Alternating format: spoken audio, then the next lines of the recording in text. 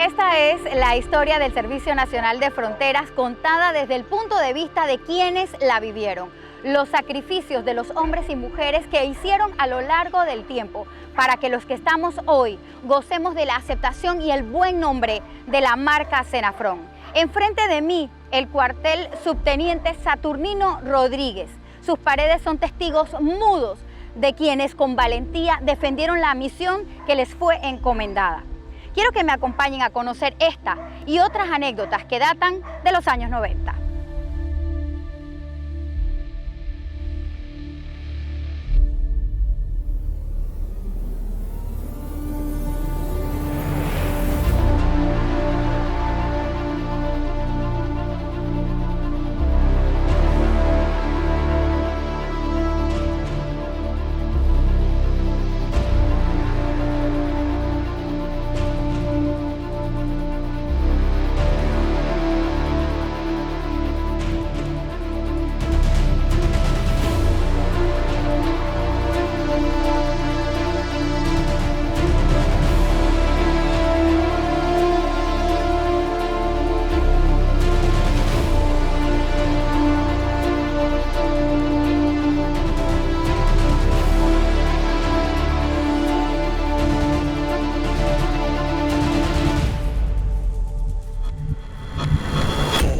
Tiempos donde estaba la guerrilla, la insurgencia, en todo su apogeo, hubo intentos de tomarse el cuartel hasta que hubo el ataque de aquí de los compañeros que se mantenían.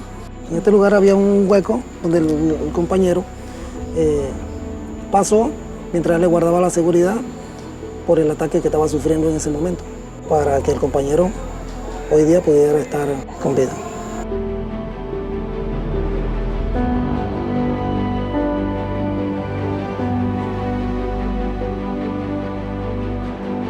Era una zona totalmente marginada y olvidada de Panamá.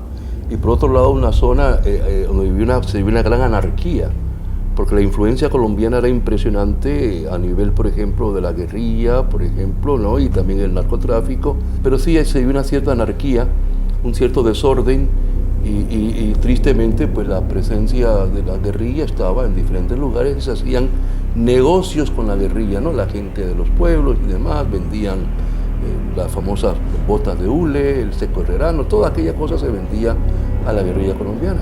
¿Sí? Sí, el detalle nuestro de la época es que, y quizás tenemos que ponernos en contexto, para la mayoría de los panameños, el Darién de la época quedaba en África, o sea, no estaba en Panamá. Para nosotros era mejor pensar que estaba lejos. Para muchos efectos, la policía de la época, porque todavía éramos en esa época parte de la Policía Nacional, los reportes se hacían lo más compartimentado posible, ¿no? O sea, prácticamente la novedad de Darién solo la sabía el director de la policía, el presidente de la República. Las comunicaciones en todos los sentidos eran totalmente diferentes, eran prácticamente inaccesibles. La carretera era de tierra desde el puente de Bayano hasta Yavisa.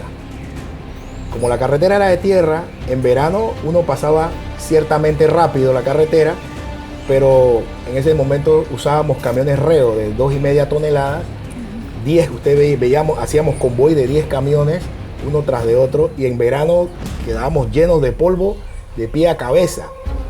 En los 9 meses, en estación seca, perdón, en los 9 meses de estación lluviosa era otra calamidad mucho más grande. Darién lo sentíamos, yo creo, yo soy de Veragua, como algo muy lejos, distante. Darién siempre apareció como casi fuera del mapa. Me explico, no había un sentimiento de que ese territorio había que rescatarlo, que nosotros teníamos que sembrar bandera allí, que eso era nuestro, que eso era parte del mapa. O sea, lo que pasaba en Darién, aquellas cosas que denunciaba Monseñor Emiliani, nos parecían tan lejos. Entonces nosotros lo que hicimos fue llevar la televisión allá y mostrar, esto es Panamá y esto está pasando en Panamá. Cuando pasábamos para Darién, pasábamos por una cosa que era como piedra con lodo. Y teníamos que esperar el verano y llamar para que nos contaran más o menos en qué fecha ya no estaba lloviendo, para poder entonces que nos proporcionaran vehículos especiales para poder llegar al área. De verdad que ese tiempo eran tristes, pero déjeme decirle que nosotros veníamos con unas ganas de trabajar inmensas, o sea, disfrutamos eso, de venir en un 2,5 harto de lodo, que si estaba lloviendo, usted llegaba cuando le daba la gana, porque los 2,5 siempre se enterraban, que hay unas imágenes que yo creo que usted las tiene. Y cuando era verano, uno llegaba como un fulo, porque llegaba todo lleno de polvo, así, todo blanco, o sea, y llegar a Darién para entonces agarrar una piragua, para entonces jalar para los ríos, que si para el Tuira, que si para el Tuquesa, el Tupiza, es una cuestión que, o sea, éramos jóvenes, obviamente, éramos jóvenes, ¿no? O sea, disfrutábamos eso. Llegar a Darién era entrar al verdadero tapón del Darién, y se puede hablar de eso desde que se pasaba Chepo, porque la carretera con asfalto era hasta Bayano, de ahí en adelante la carretera era de piedra.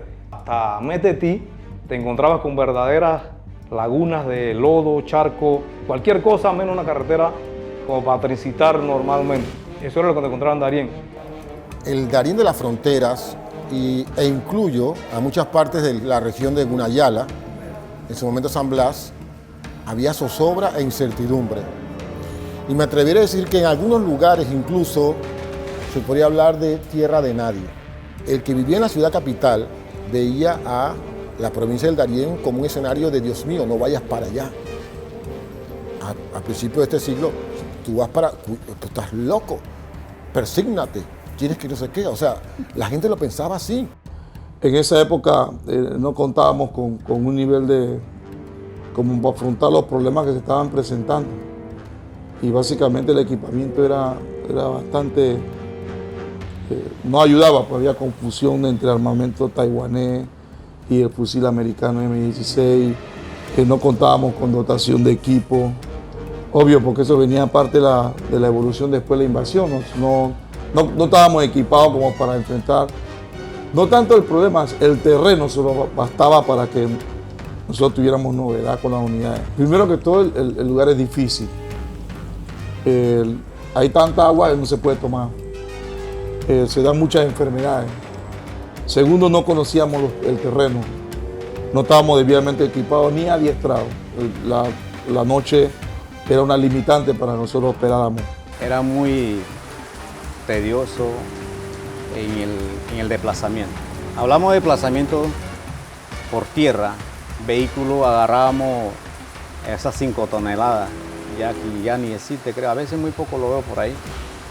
Y nosotros embarcábamos de Ancón, armábamos en Ancón y con todo su equipo de armas desplazábamos hasta Metetí, que actualmente que es la brigada, eso no existía.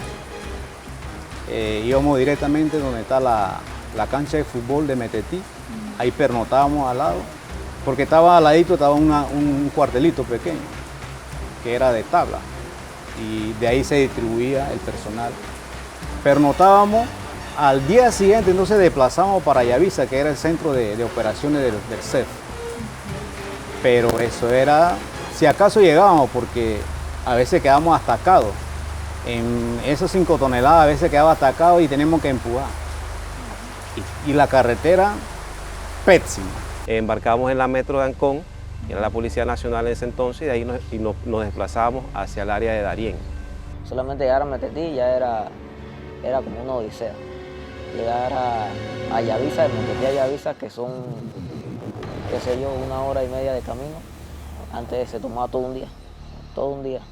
La presencia de la policía para ellos era algo increíble, no veían presencia policial.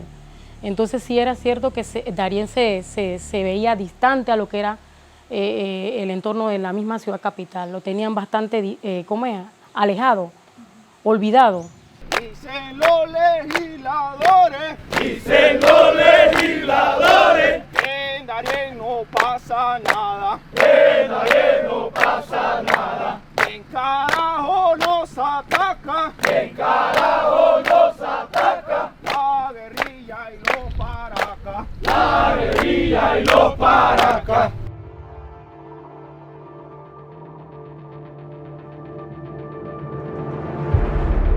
Por eso que habían escuelas, pequeñas aulas en comunidades como Matugantí, donde izaban la bandera de la FARC y cantaban el himno de la FARC propiamente.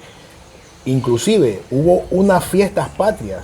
Operaciones nuestras de inteligencia lograron detectar en esa comunidad de Matugantí y Sobiaquirú, que no teníamos presencia permanente, la celebración de un 3 y 4 de noviembre patrocinados por ellos. O sea, celebrando las fiestas patrias de Panamá, patrocinadas por este grupo delincuencial del Frente 57, que pertenecía a las estructuras de las Fuerzas Armadas Revolucionarias de Colombia de ese momento. Yo fui testigo en una comunidad fronteriza en la área de Puerto Valdía, conocido como La Miel. Me tocó ver junto con mi camarógrafo y otro periodista extranjero por primera vez un desplazamiento de una comunidad saliendo de ella por temor a un ataque de grupos paramilitares. Salimos todos. Todos salieron. Todo el pueblecito salió. Aquí quedaron los animales. ¿Y a dónde se fueron? Yo cogí para Colón, otros cogían para Colombia y así todos nos fuimos.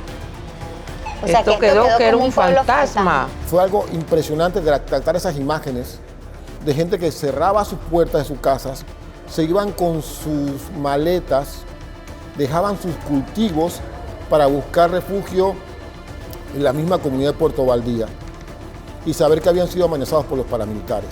Cuando yo hice así, eso venía, yo ni quiero acordar de eso. Venían así con esos fusiles, pero venían como 500 personas. Y ya eso no nos gustó. Vámonos. Yo dejé mi tienda se acabó. Cuando voy al Darién, al principio yo no le daba importancia al asunto, porque yo decía, bueno, sí, he oído que hay guerrilleros por acá, pero bueno, no se meten con nadie, qué sé yo. Y tampoco tomaba mucha conciencia de lo que estaba pasando.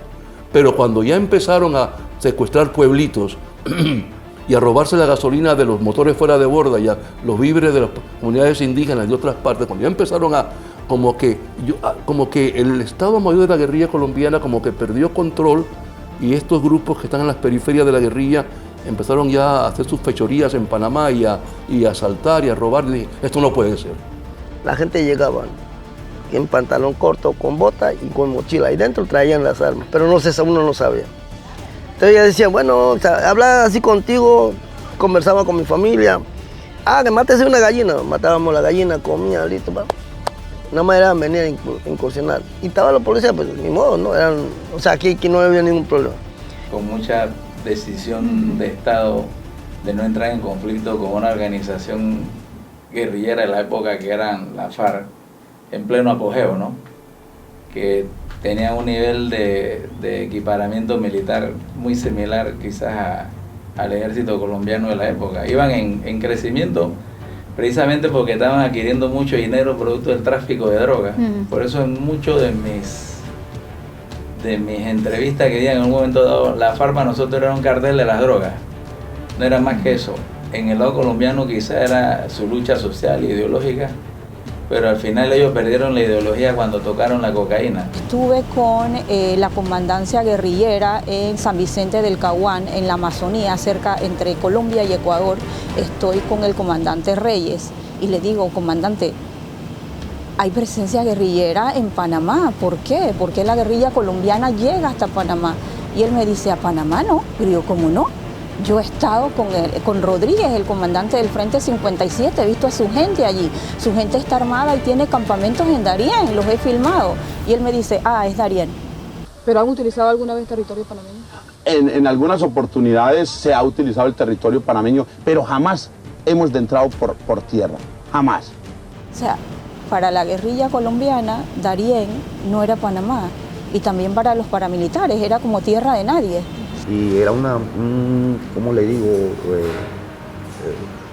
Una guerra a no acabar que tenían entre la fuerza insurgente de la FARC y los paramilitares, vamos a decir. Estos señores donde se dan cuenta que estaba la guerrilla o que usted cooperaba o que una población cooperaba con la guerrilla, ellos iban y actuaban igual. Entonces su manera de actuar o de operar de estos señores era como causar el caos, causar el pánico, y así entonces con estas muertes horribles que hacían, que decapitaban, desmembraban a las personas y las dejaban como para que mataban incluso niños, mujeres, O sea, con la intención de que de sembrar el caos, de sembrar el pánico, exactamente, que ellos le decían la guerrilla es mala, y si usted coopera con la guerrilla, usted es nuestro enemigo también. Dice, si ustedes le venden, así mismo me está señalando con los dedos, si ustedes le venden droga a la guerrilla, nosotros los matamos a todos. Ahí es donde ya me entró un poquito de nervios, ¿no? Como todas las cosas malas del mundo, ¿no? Hay siempre una negación. Y yo siento que en las autoridades de aquel tiempo había una especie de negación del conflicto. Querían decir que en Panamá no había guerrilleros, que la guerrilla nunca había cruzado, que el conflicto era en Colombia. Y yo tenía mucho miedo, porque yo decía, donde tengamos un contacto aquí, lo que se va a formar no tiene... Entonces era una zozobra cada vez que estábamos en el monte, porque como le expliqué, el ataque a la miel, eso lo hicieron los paramilitares como para sabotear, porque la guerrilla supuestamente del lado de Colombia se movilizaba por esa área, pero ocasionándonos un daño a nosotros ya era como un efecto contrario para la guerrilla, era cuestión como de saboteo. Ahí lo mencionaba que era unos campamentos que había allá, unos campamentos en ese lugar, pues. ¿Unos campamentos de quién? De la guerrilla, de Frente 57. Decir que fue el Frente 57 o el Frente 34 es hacer un señalamiento sin tener pruebas suficientes para determinar que fue este grupo armado ilegal que incurría en actividades delictivas dentro de las fronteras colombo-panameñas. Podemos hablar propiamente de grupos armados ilegales, que eran los que utilizaban el territorio nacional como campo de abastecimiento logístico para el descanso, para el requerimiento de algunos enseres que ellos utilizaban para su actividad delictiva.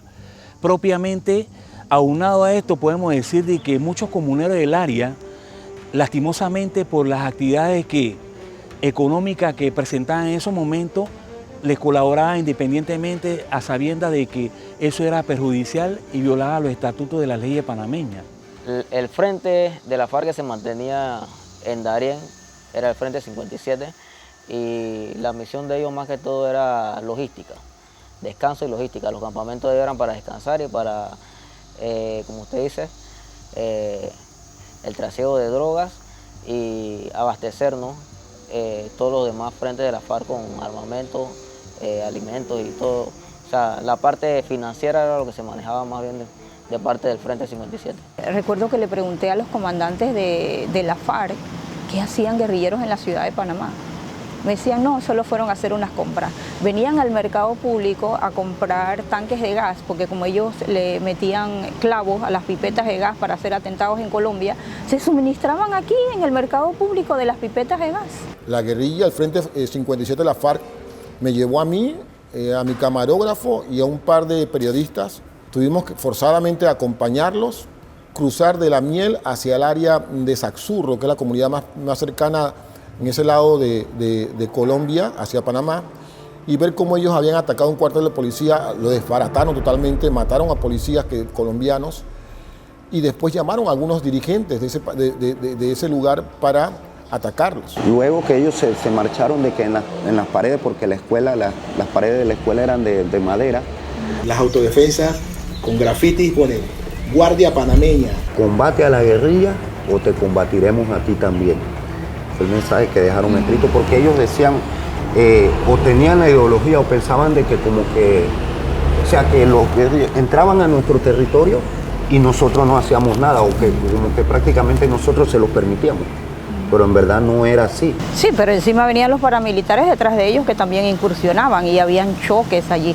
Y la población panameña nuestra quedaba a expensas, porque si te llegaba un guerrillero y te pedía un gajo de plátano, tenías que dárselo. Pero detrás venía un paramilitar que te iba a castigar por haberle dado un gajo de plátano a un guerrillero. O sea, un panameño que no participaba en nada en esa guerra, pero estaba involucrado directamente en el conflicto y su vida corría peligro. Si aquí este pueblo le rendía cuentas a la guerrilla, las autodefensas iban y masacraban la población, y si era al contrario, las guerrillas iban y masacraban las poblaciones que rendían tributo en ese momento a las autodefensas. La situación en Colombia con la frontera de Panamá era tan difícil que un día un territorio podría estar en manos de la BACRIM, perdón, de la mano de los paramilitares, y el otro día podía estar en manos de la guerrilla. A raíz de estos reportes yo siento que colaboramos como periodistas de alguna forma en decir, señores, aquí hay una situación, el gobierno nacional necesita poner atención a lo que está ocurriendo en esta provincia, lo que está ocurriendo en este territorio y rescatarlo, porque se nos iba a ir de las manos. Las capacidades con las que se contaban en el ámbito tanto humano como de equipo no estaban al nivel de una guerrilla. Entonces, muchos de los superiores e incluso del gobierno en ese momento de turno velaban porque no hubiese el riesgo de vidas nuestras, tratando de confrontar a elementos como esos en ese momento. Pero sí, los ataques eran ataques o hostigamientos. Y creo que fue clave mucho de levantar la voz de alerta sobre los temas que estaban pasando. Pero era un tema que no sabíamos lo que estaba pasando, era un tema cómo hacerle frente. ¿Quién tiene la última responsabilidad enviando a tropas que eran sin duda menores en número que lo que estaban enfrentando? ¿Y quién podría dormir pensando que uno envía a jóvenes a encontrar la muerte porque no tenían ni la capacidad táctica, ni el entrenamiento, ni las armas necesarias para hacerle frente? Entonces, claro, dolía. Yo decía cuando estaba en el Darién, un señor que me discutía que usted promueve el militarismo. Oye, ¿tú permitirías que tu hijo fuera a la frontera del Darién a defenderse de la guerrilla con una pistolita y un tolete? Se quedó callado. ¿Verdad que no? Yo dije claramente, para enfrentarse a esta gente que está que son soldados, la guerrilla son soldados, pero ilegalmente, pero son soldados, son un ejército, no puedes hacerlo con un tolete y una pistolita. Tienen que armarse, tienen que entrenarse para defender la frontera, para que nos hagamos respetar. Creo que hay una participación muy importante de la Iglesia Católica también, como Monseñor Emiliano, un señor de avanzada, y que junto a Senafrón y a la gente de policía, los policías del área del momento, fueron entrando a Darién. Para cuando atacaron a Boquecupe, yo era radiooperadora en Yavisa, pero yo no era, ahí no estaba la base de comando pertenecía a Metetí. Aún así, como yo era la radiooperadora de más tiempo, yo mandé a callar a todas las que estaban allá en Metetí y tomé el control de la radio. Silencio de Rey. Silencio de Rey inmediatamente, y comencé a darle directrices al compañero García, no me acuerdo si es Pablo, el que está aquí de teniente, que recibió un tiro en la cadera. Bueno, él transmitía y yo acá le daba que si era posible destruyera el equipo de comunicación y se retirara del área, que su seguridad era primero. Y se escuchaban los tiros al final, las balaceras se escuchaba cuando él transmitía. Eso fue un momento de tensión bien grande. Y cuando los jefes escucharon que con el rango de capitán cada uno quedaron ahí rodeando la saleguardia, y yo era la que transmitía, ahí nadie agarraba el radio. Y comenzaba a hablar con los muchachos, pero explícate, respira profundo, serénate, tienes que informar qué pasa, serénate, te estamos escuchando, le decía. Y eso era como de película, increíble. Y bueno, hay una patrulla llamada la patrulla Cazador, al mando del difunto teniente Ramón Ariel Serracín. Ese señor fue el que fue con las unidades a las 6 de la tarde, salieron sin importarle que le cayera la noche a apoyar las unidades que estaban allá en Boquecupe ese día. Recibimos equipamiento nosotros mismos en una reunión con el presidente Valladares en Boca de Cupe en 1997, después de un ataque, de una incursión de este grupo del Frente 57 a la comunidad, donde entran, sitian el poblado, se llevan mercancía. Sí, recibí amenazas de muerte. Poco a poco fui recibiendo amenazas que pudimos contabilizarla en 10 diferentes. La idea era amenazarme, amedrentarme para que tuviera miedo. Entonces, ¿qué hace la policía panameña? Me da seguridad. Yo nunca dejé de hacer las cosas que estaba haciendo.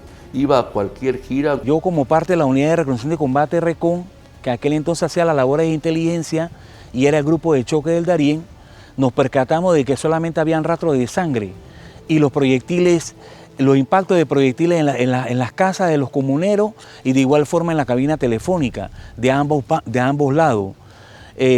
Pudimos percatarnos, gracias a la información de un comunero, de que ellos lograron llevarse a sus muertos se lo llevaron del lugar y no había algo que diera directamente que hubo combate entre las fuerzas panameñas y los grupos armados ilegales que incursionaron la comunidad de Nazaret. Recuerdo un caso que nos afectó muchísimo, el caso del señor Samaniego.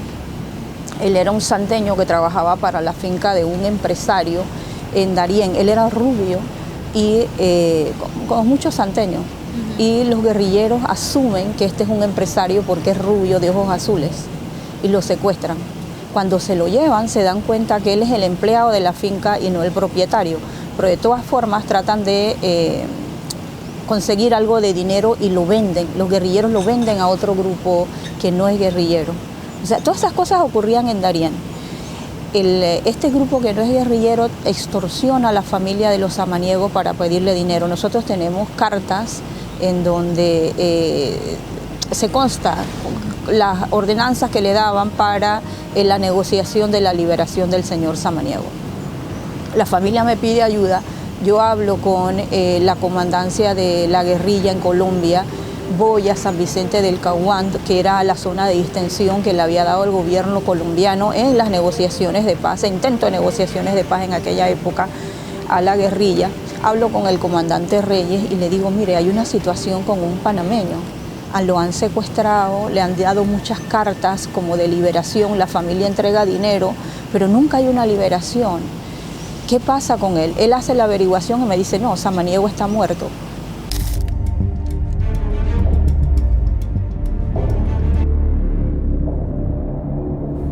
Cuando un 20 de diciembre, como a las 11 de la mañana, nunca se me olvida, 20 de diciembre de 1999, estaba lloviendo, pero en el lado de Saxurro nosotros siempre estábamos visualizando con binocular para ver qué movimiento había. Ese día no se veía ningún movimiento. Pensamos que era que por la lluvia, era que por eso la gente estaba metida en la casa, no. Los grupos estos que aparentemente, tengo entendido, fueron los paramilitares de Colombia, retiraron a toda la comunidad y entonces empezaron a dispararnos con morteros 60 y 81 a distancia. Como estaba lloviendo, nosotros teníamos cerca de las bases de las trincheras teníamos esta llamada mina o las Claymore caseras que fabricamos acá nosotros, porque obviamente no teníamos Claymore militares, esas que vienen ya fabricadas, ¿no? Eran caseras, con los explosivistas que teníamos en la Policía Nacional. Entonces, como estaban cayendo rayos y eso, ahora se escuchó una explosión, nos escucharon 3 explosiones, pero durísimas, y nosotros pensábamos que eran los truenos. Empezamos a sentir un olor a pólvora, ahí nos dimos cuenta que era que nos estaban disparando con morteros, pero los morteros no cayeron en la posición donde estábamos, sino que uno se pasó el pueblo, ellos fueron recortando, cayó antes la trinchera, o sea que nunca cayeron por la trinchera, gracias a Dios. Ese día me acuerdo que se formó el ataque, ellos trataron de tomarse la elevación, pero no pudieron.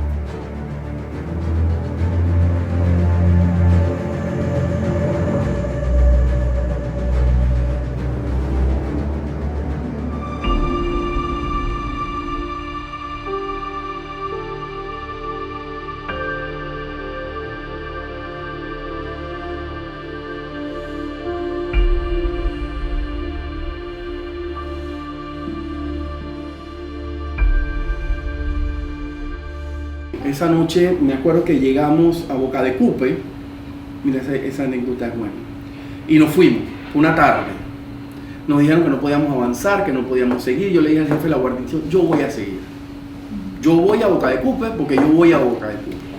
Le dijeron al motorista que no podía seguir y que lo iban a meter preso si iba. Y yo le dije, no, porque ustedes están violando el derecho, yo no tengo derecho a cubrir. Y ellos me decían, pero es que es un asunto de seguridad, vas a poner en peligro la vida de la otra persona. Y yo le dije, pero entonces si es un asunto de seguridad, ¿por qué usted no me da seguridad? Si usted me tiene que dar seguridad, yo soy tan panameño como cualquier otro. La comunidad de Paya y Púcuro son comunidades indígenas de la etnia Guna. Al principio había presencia policial dentro del poblado, pero luego los dirigentes o algo toman la decisión, hacen una reunión o algo y ellos deciden que ellos no quieren la participación de la policía dentro de sus comunidades. Esta situación entonces la aprovechan estos señores, los grupos insurgentes que en ese momento operaban en nuestra área. Al parecer, sí, conversaba con con un morador de la comunidad cuando se dio esta situación. Él me dice que tenían una celebración en el pueblo, cuando de repente llegaron los hombres armados. Ellos dicen que ellos en ese tiempo utilizamos otro uniforme, no era este pixelado, era un uniforme de camuflaje. Ellos dicen que tenían uniformes de camuflaje así y que uno de los moradores de la comunidad, como estaban en la ceremonia, estaban tomados y eso, el hombre confundió a los tipos que llegaron con gente de la guerrilla y dice que botó una expresión o dijo una frase de que llegó la guerrilla, esos son nuestros amigos. Y los señores lo escucharon, pero igual, ya estos señores venían centrados con un objetivo. Muy fea, porque yo recuerdo también que hubieron un poco de decapitados ahí en Paya. La gran mayoría eran de apellido Ayala.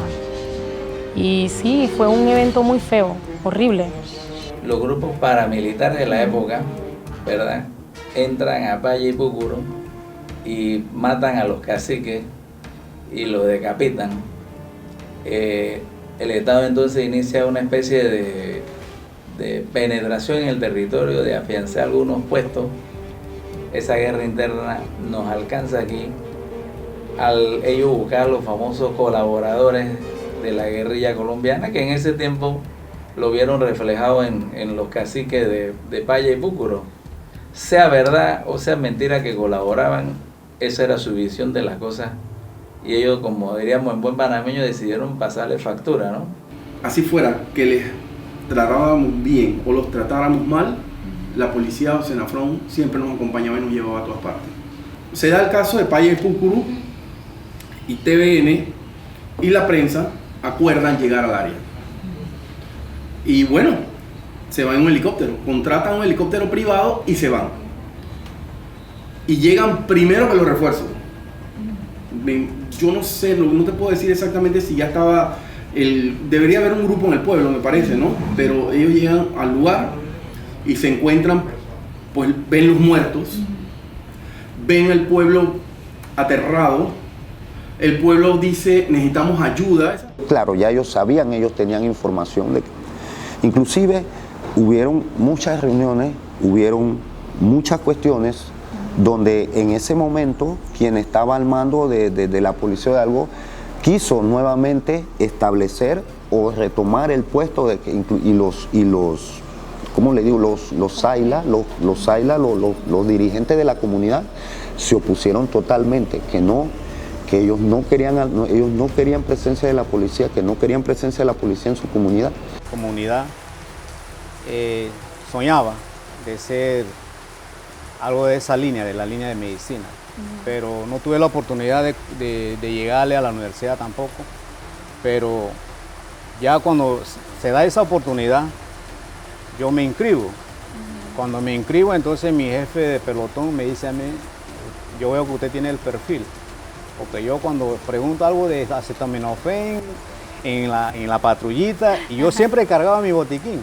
La política de seguridad nacional en ese momento buscaba una modernización de todas las instituciones de seguridad del Estado, entendiéndose lo que antes era la Aeronaval, la Senafrón, que antes era parte de la Policía Nacional, y se buscaba el perfeccionamiento y tener instituciones mucho más tecnificadas y especializadas en cada una de sus labores. Dentro de las consultas, lamentablemente, no todo el mundo quiso participar, pero la crítica era que estábamos militarizando nuevamente al país. Pero se olvidaban que habíamos convivido por muchos años con la ley de la fuerza pública, con la ley de la fuerza de defensa, y más militar que la ley de la fuerza de defensa no existía.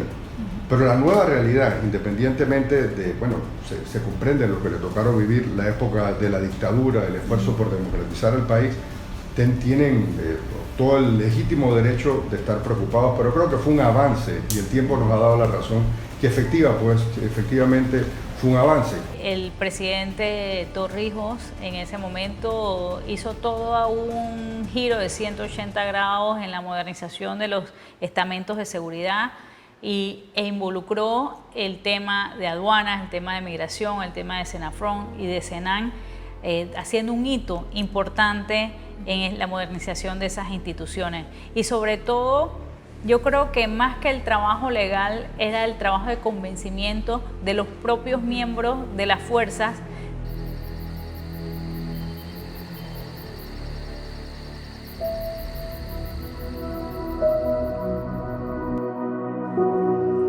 Ahorita mismo lo tengo como que fuera ayer eso, o ya.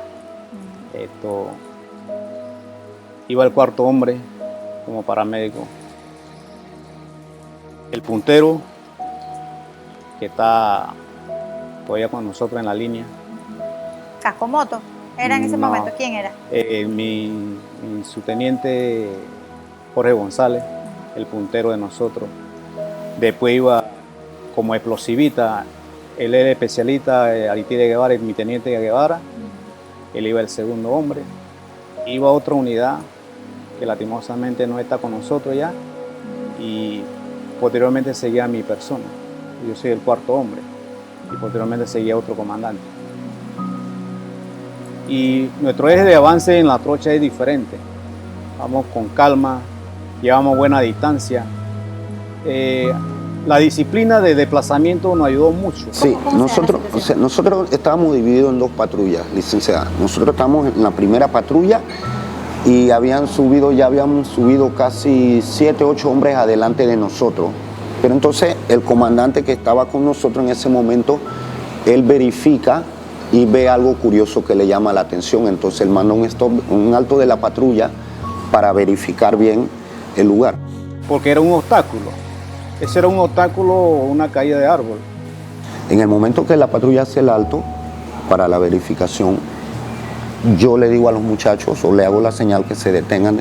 Entonces el compañero Pérez me dice, comando, yo voy a caminar un poquito más adelante porque estoy un poco cansado para bajar el equipo, para acomodarme bien. Yo, ok, dele. Y ahí fue todo. Un estruendo, una carga de verdaderamente... Sentí fue que escuché la explosión y el impacto de la onda expansiva. Gracias a Dios no perdí el conocimiento, no nada, dicen, y cuando pude ver o lo que me pude percatar fue luego de la explosión, que volteé a ver a la parte donde fue la explosión, yo veo a mi compañero cuando venía cayendo, él cayó dentro de un hueco casi como podía tener como este diámetro que tiene esta mesa más o menos de ancho y de profundidad quedó casi como a la altura de la rodilla. Así que imagínense usted la carga de explosivos que tenía, eso era bastante fuerte para haber hecho ese hueco de esta magnitud, que gracias a Dios el compañero no perdió la vida porque el explosivo no lo agarró del todo de lleno. Se dieron cuenta que había sido una mina y pues algunos quedaron en posición de defensa, ¿no? Para seguir cubriendo el perímetro y los que estaban más cerca mío llegaron de donde yo estaba a atenderme. Me digo, paramédico. Cuando dice paramédico yo veo hacia adelante porque mis compañeros están hacia adelante. Y cuando el otro, el segundo hombre cruza. Cuando el hombre cruza, yo con mi fusil, con mi botiquín, voy a arrastre abajo y llegar donde está el compañero. Yo sé que hice como 2 estancias para llegar. La cuestión que llegué. Y cuando llegué en ese momento, es muy duro. Al ver a un compañero con la tibia expuesta. Y al momento del accidente tuvimos, calculo yo, como unos 10 a 15 minutos en el instante, en el lugar, mientras me ponían los torniquetes y trataban de solucionar el método para hacer la camilla y bajarnos. Coordinamos, cortamos unas varas, unas cuestiones y con las mismas camisas de nosotros de que sacamos hicimos una camilla improvisada. Ya de bajada pues se hizo lo más rápido posible, también calculo que no fue más de 30 minutos, menos de 30 minutos demoramos para bajar. Luego en la playa ya sí también hubo un lapso como de 15 minutos calculando ahí más o menos para esperar que llegara todavía el helicóptero que no había llegado.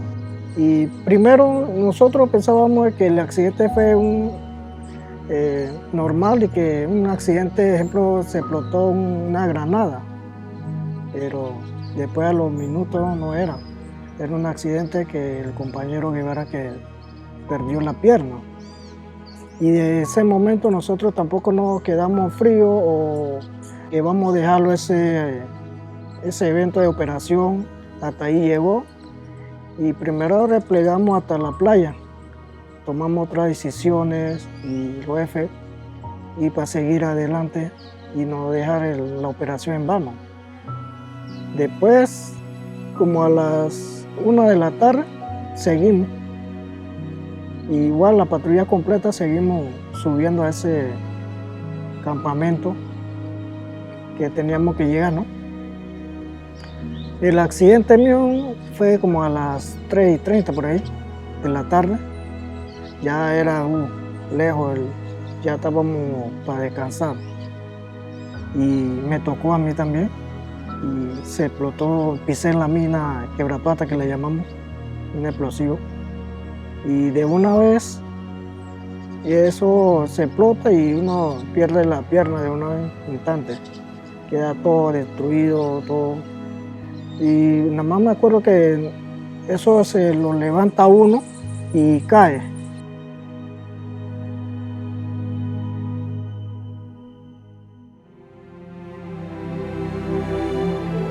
Pero no habíamos vivido una situación de esta magnitud, ¿verdad?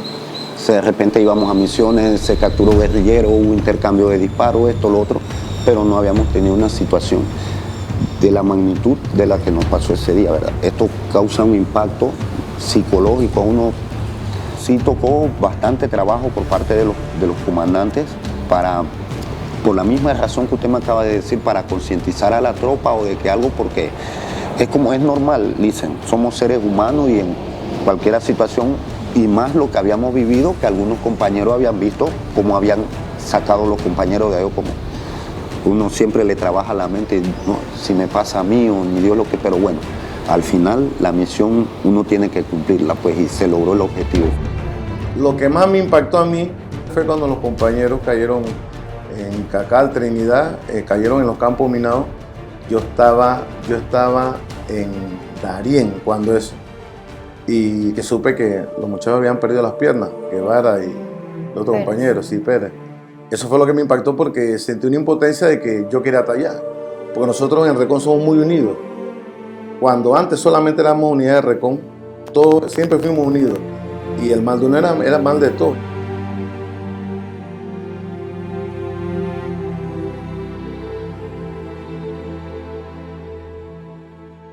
Fue un jueves 31 de marzo, ¿verdad?, del 2016.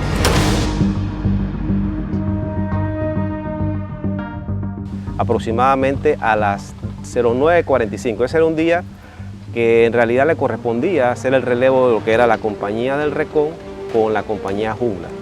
Recuerdo que nosotros estamos tratando de acondicionar la base para el relevo del grupo entrante. Todo el mundo se mantenía en la normalidad, la seguridad se había desplegado en todo lo que era los puestos, ¿verdad? Se habían puesto avanzada para tener el control si se daba algún tipo de situación, a raíz de que muchos iban a estar en el empeño de ¿qué? De mantener las áreas verdes. Pues ese día era un día que corría normalmente. Yo me mantenía en el área de la cocina con los muchachos y en ese momento solamente escuchamos un disparo. Y de repente no fue uno, fueron 2, 3, 4, se forma la reacción, llamamos allá qué está pasando, la unidad decía, hay unos sujetos que quieren ingresar al área, inmediatamente se activa todo el dispositivo, todo el mundo procede a su puesto de reacción y en ese momento se escuchan ráfagas en la parte de abajo del cerro con dirección hacia donde estamos nosotros. Posteriormente a eso escuchamos unas explosiones como en la parte en media del cerro y simplemente todo el mundo lo que hizo fue reaccionar en el momento. Algunos dispararon, otros a mí me tocó por lo menos de reportar a la base que estamos siendo atacados. Posteriormente hubo un silencio en el área y fue donde nosotros inmediatamente procedimos a verificar cada una de las trincheras, cómo se mantenía el personal, cómo estaban. Se armó un equipo de parte de Colombia y junto con nosotros subimos a verificar donde supuestamente habían visto los sujetos. Pues nos percatamos que en el lugar, en las mamparas, habían impacto de municiones y que habían dado producto de que la persona que quería ingresar le habían disparado en contra de nuestras unidades.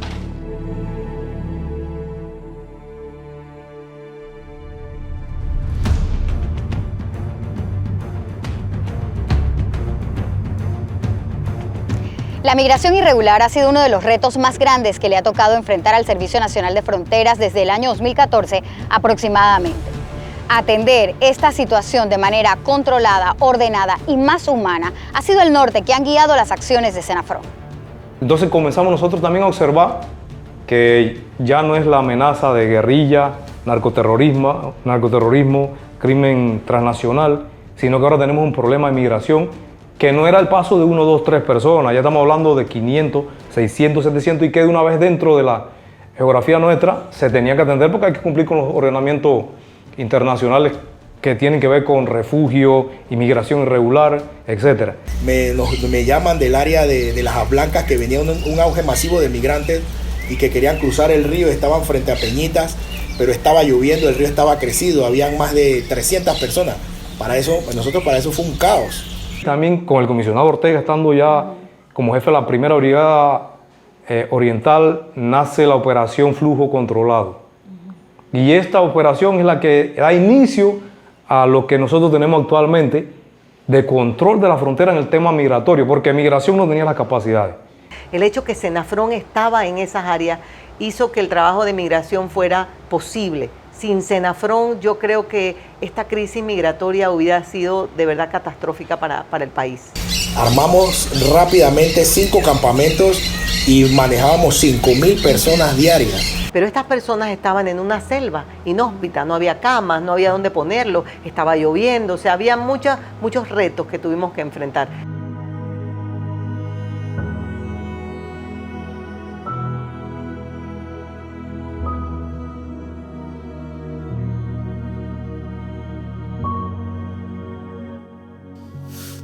Cuando todos avanzaron, mi hermano y su hijo de 4 años estaban más adelante. Seguí deslizándome en la noche sobre mis nalgas, desde la noche hasta el sábado. Llegó el domingo y dormí en el lodo. Me robaron todo, la carpa, el pasaporte. Me encontré un nuevo grupo que me dio mentolatum para frotarme las piernas. Luego saqué una rama que usé como bastón. Caminé y seguí caminando hasta llegar a la montaña. Cuando terminé de bajar y me encontré a Senafrón, quienes me ayudaron y me pusieron en la camilla. Me llevaron a un hospital y me pusieron suero con 2 inyecciones.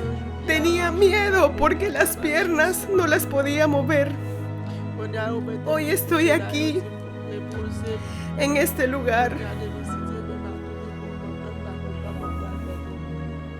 Mañana no sé si podré continuar subiendo la montaña. Hoy tengo 6 días caminando.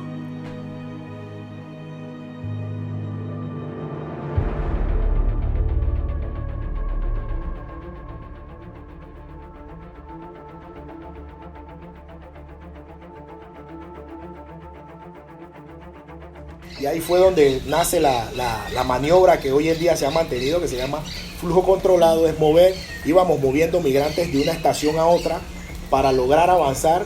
Yo creo que ha sido muy importante esa colaboración. Esa es otra cosa en que Senafrón pues, nos da su asistencia 100%. Es en que somos el primer país de la región en este recorrido que hace este grupo de seres humanos de hacerles los exámenes de biometría, que son las huellas digitales para poder definir realmente quiénes son estas personas. La mayoría no trae documentación y gracias a ese trabajo conjunto y muy elaborado hemos logrado detectar el año pasado 65 alertas y este año ya vamos por 68, considero yo. Y hemos logrado por lo menos identificar que dentro de este flujo donde vienen muchas personas vulnerables, muchos niños, muchas mujeres, mucha gente inocente, identificar este flujo de personas peligrosas que hemos podido sacar del flujo y posteriormente deportar. Hay personas del narcotráfico que inclusive han aprovechado estos tipos de grupos migrantes que se desplazan en la selva para poder transportar o movilizar droga de un lado a otro, del hermano país de Colombia a Panamá. Y estamos teniendo un flujo de información tanto jurídica a través de los ministerios públicos y fiscalías generales de estos países y la parte nuestra policial para perseguir este delito y tenemos buenas operaciones a nivel internacional contra estos grupos delincuenciales. Entonces, pasar migrantes por estos ríos, caer lastimosamente migrantes muertos en los ríos, contaminan los ríos, la contaminan con basura, entonces es bastante difícil poder controlar eso mientras se mantenga la inmigración. Sangre, sudor y más sudor. Este trote nos costará. Sangre, sudor y más sudor. Por esta tierra, el cielo sus estrellas. Yo daría mi vida. Mi vida si pudiera. Mi vida si pudiera. Arriba artillero. Arriba artillero. Me llama mucho la atención que mucho del personal de Senafrón viene de comunidades específicas, porque se crea eso de mi papá estuvo allí o gente de mi comunidad estuvo allí. Y ahora ustedes escuchan a jóvenes que están en edad escolar que dicen, no, mi futuro es ser miembro de Senafrón. Y eso creo que es, en síntesis, lo que resumo de lo que es un Senafrón que pareciera de 30 años, que nada más tiene 14 años. Pero es un destino incluso laboral para muchos jóvenes que quisieran ser parte de Senafrón. Para mí Senafrón ha sido mi casa, mi hogar, que me ha servido para profesionalizarme y poder seguir adelante. Yo creo que si hacemos las cosas bien y tomamos un norte, una línea recta y hacemos las cosas en orden, podemos lograr los objetivos que nos hemos atrasado en nuestra vida personal. Dejó parte de su corazón en Darien. Se le partió el corazón cuando se va de ahí. Sí. Y mira que después de eso no he regresado.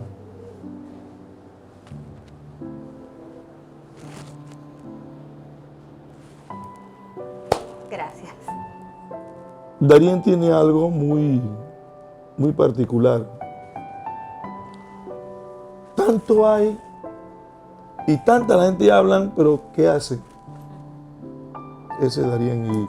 Y créemelo, tú vas una vez y convives con ellos y te vas. Y esa gente no te ven, ¿sí o no?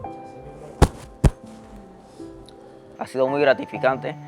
En estos momentos me siento orgulloso de ser fronterizo, más que nada pues por el privilegio que tenemos de servir a la patria y pues por todas las oportunidades que siempre nos ha dado el Servicio Nacional de Fronteras.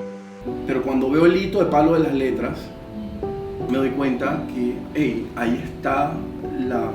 aquí está Panamá, acá está Colombia. Y después me pregunté ahí mismo, ¿quién respeta esto y quién lo hace respetar? Eso es una selva, el que conozca eso, hoy día tal vez no, pero en esos tiempos eso era árboles para allá, árboles para acá y el claro que habían abierto los policías para que cayera el helicóptero allí. Y luego que llega, hombre, me toca ir a la miel nuevamente, veo entonces la trinchera y las dos banderas.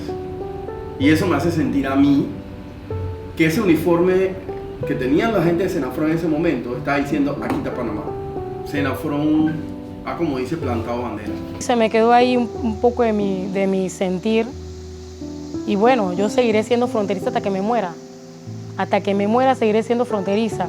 El ADN del Servicio Nacional de Fronteras ha ido empoderándose con la comunidad, ha ido propiamente capacitándose, profesionalizándose y tomando esa fuerza que hoy en día podemos decir que todas esas amenazas transnacionales y nacionales que existían en la frontera con Colombia ya están desvanecidas, están llevadas prácticamente al 0%, con todas nuestras capacidades en las bases binacionales, con todas nuestras capacidades en operaciones costeras, con nuestra batallón de botes especiales, en las fronteras terrestres con el batallón de fuerzas especiales, haciendo esa labor de control territorial y asegurándole a los panameños que tienen un Servicio Nacional de Fronteras fuerte y capaz de enfrentar cualquier amenaza que atente contra la soberanía de Panamá. Como pudimos observar, ya se han escrito varios capítulos de la historia del Servicio Nacional de Fronteras. Y aunque esto para muchos ya finalizó, para otros apenas comienza. Es tu turno de escribir nuevos capítulos del ADN fronterizo, con compromiso, patriotismo, disciplina y entrega. Dios y patria.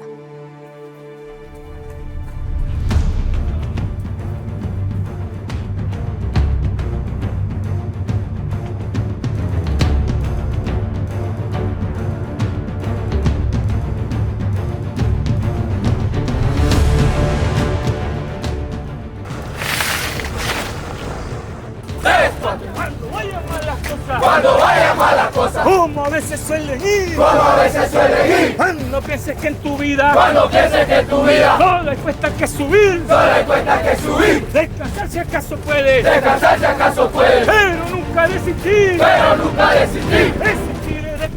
desistir de cobarde, eso yo no quiero ser, si acaso sí lo fue.